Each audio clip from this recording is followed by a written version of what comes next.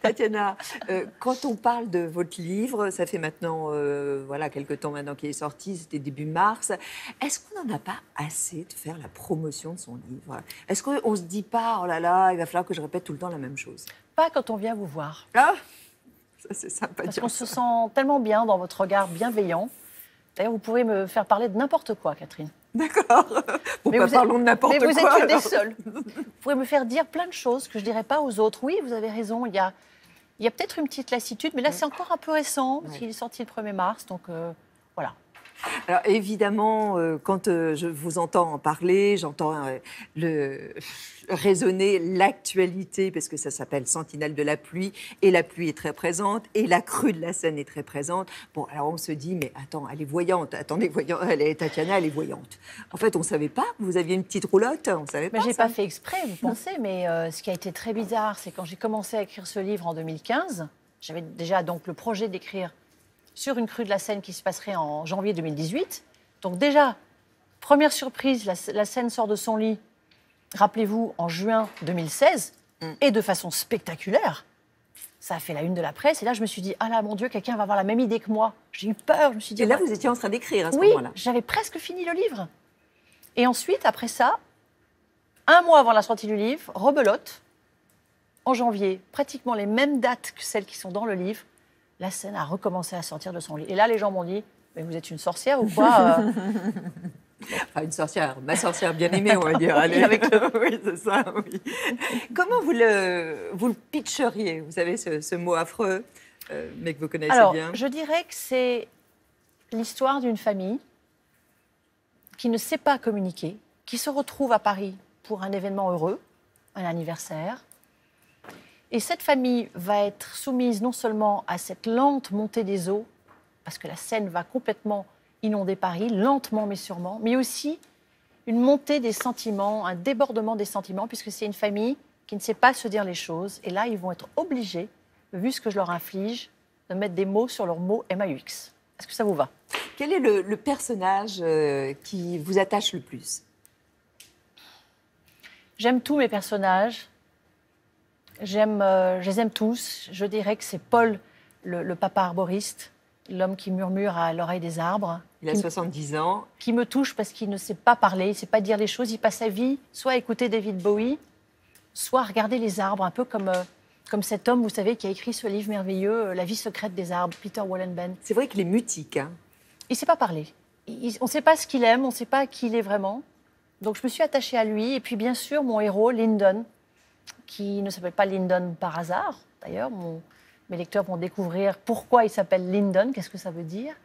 Je me suis beaucoup attachée aussi à lui parce qu'on suit, même si je ne suis pas à la première personne, mais on suit tout ce qui arrive à cette famille à travers son regard à lui. Et il est photographe, donc il a un regard particulier sur le monde qui nous entoure. Et d'ailleurs, dans cette Seine inondée, dans ce Paris inondé par la Seine, il va être obligé de se mettre à travailler et de prendre des photos de ce Paris de chaos que je décris, puisque ma crue monte jusqu'à 9 mètres.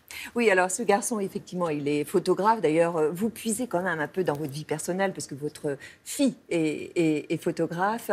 Et puis, vous parlez de son homosexualité. Et là, c'est... moi, je ne vous ai pas entendu beaucoup en parler. Je connaissais bien sûr l'homosexualité de Louis, votre fils. Mais vous l'avez rendu public par ce livre. Vous en aviez besoin? Le coming out de notre fils s'est bien passé. Il avait 16 ans. Il nous a dit les choses très spontanément. C'est une grande preuve d'amour de dire à ses parents, j'ai quelque chose à vous dire, voilà, je suis gay. C'est pour ça aussi que je soutiens cette association, le Refuge. On en a déjà parlé ici, Catherine. Parce que pour tellement de jeunes, ça ne se passe pas comme ça. Et j'avais envie non seulement de parler d'un moment où un enfant révèle à ses parents qu'il est gay, la vulnérabilité de ce moment-là, le courage qu'il faut avoir. J'avais envie de parler de ça. Et j'avais aussi envie de parler de comment nous, les parents d'enfants homo, qu'est-ce qu'on est capable de nous dire? Les remarques terribles qu'on est capable de nous dire à nous, parce qu'on avoue ou parce qu'on dit qu'on a un enfant Et quelles gay. ont été les manifestations? Alors, en dehors du roman, on sort un petit peu de ce livre. Vous, comment vous l'avez vécu? C'est-à-dire, il y a eu des violences verbales qui vous ont été dites en raison de l'homosexualité de Louis? Oui, bien sûr. Mais... Je ne sais pas si vous vous souvenez, il y a une scène dans ce livre où la maman de Lyndon, d'ailleurs, dit à son fils les remarques qu'elle a pu avoir, qu'on a pu lui dire. Et ça m'est arrivé. Voilà. Et j'ai rencontré aussi des parents d'enfants gays qui m'ont aussi fait part des remarques qu'on avait pu leur dire. Par exemple, cette remarque terrible, je préfère avoir un fils en chaise roulante qu'un fils homosexuel. C'est terriblement blessant et épouvantable d'entendre ça, Catherine. C'est vraiment... On a du mal aujourd'hui à penser qu'on peut entendre ce type encore de discours, alors qu'aujourd'hui, voilà, on en parle très très librement. Vous avez tort. Ah oui. Avant-hier, j'étais avec les jeunes du refuge qui m'ont raconté leurs histoires. Ce sont des jeunes entre 18 et 25 ans. Certains viennent de pays où l'homosexualité est considérée comme un crime. Il y a une jeune femme qui vient de Tchétchénie. Il y a un jeune homme qui vient du Gabon, l'autre du Mali. Et il y en a d'autres qui ont été jetés de chez eux. Mais ils sont tous jetés de chez eux. Ils sont tous jetés de chez eux parce qu'ils ont fait un coming out. Et c'est bouleversant. C'est bouleversant de se dire qu'encore aujourd'hui, en 2018, on peut rejeter son enfant parce qu'il est gay. Est-ce que Louis est parti, je crois qu'il vit en Angleterre aujourd'hui, pour cette raison aussi? Parce que c'est plus facile, en fait, de vivre son homosexualité peut-être à Il l'étranger. faudrait lui demander. Je ne crois pas. Je vous rappelle qu'il est un quart anglais. Qui parle parfaitement la langue et qu'il a toujours été très attiré par Londres et par la musique anglaise comme sa mère. Et il est très heureux là-bas. Il y a notamment ce chanteur qui est très très présent dans le livre.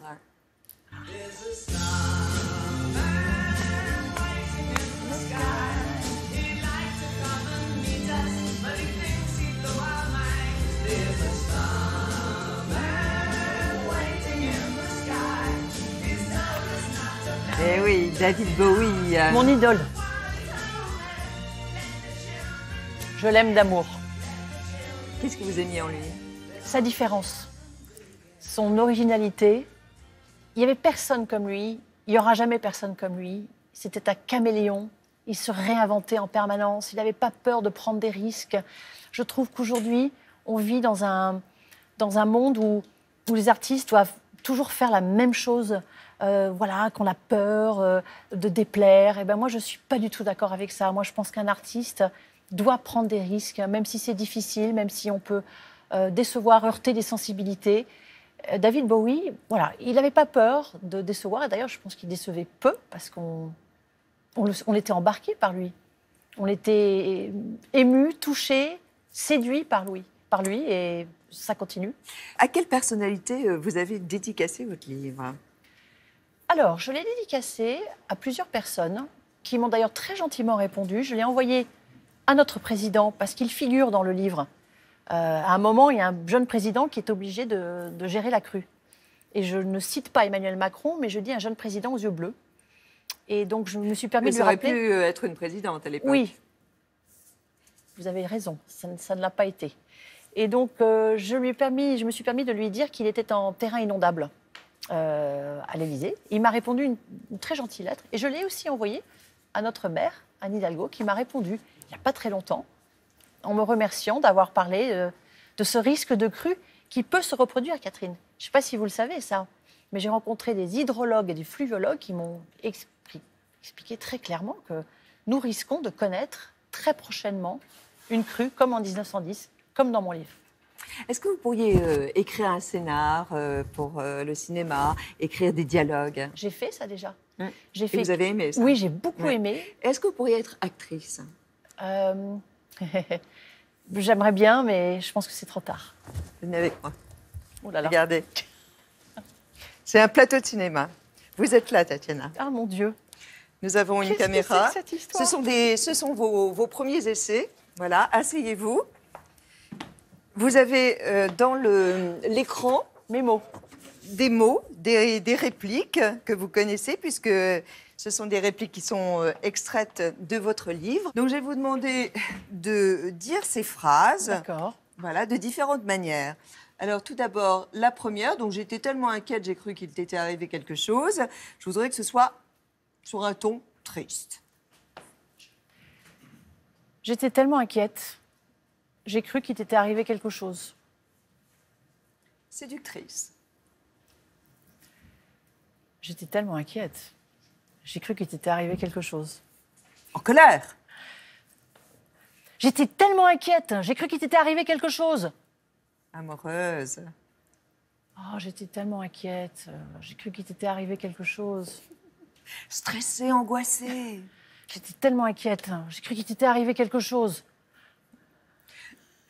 Linden, n'aie pas peur, dis-moi ce que tu as à dire. Séductrice. Lyndon, n'aie pas peur. Dis-moi ce que tu as à dire. Je sens que vous prenez du plaisir. Mais j'aime bien. Mais pourquoi vous n'allez pas négocier en Mais fait je sais avec pas par les où réalisateurs? je ne sais pas par où commencer. Je ne saurais pas où aller.